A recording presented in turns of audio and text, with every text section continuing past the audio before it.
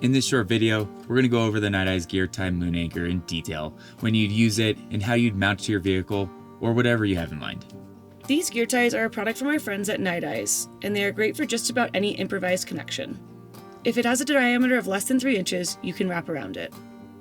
Our Nite Ize Gear Tie Moon Anchors are best used for SUVs, vans, or any other vehicle with a roof rack, trees, or really anything they can wrap around and then clip into the carabiner.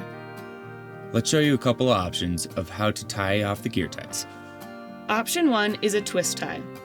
Loop the gear tie through both the rail and the shade top carabiner. Twist both ends of the gear tie a couple times for a secure connection. Option 2. Loop the gear tie around the bar twice and then through the shade top carabiner.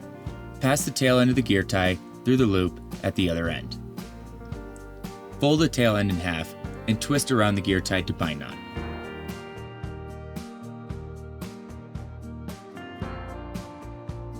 The Nite Ize gear ties also work well in conjunction with our magnet anchors and adhesive anchors, especially when the strap pull is needed.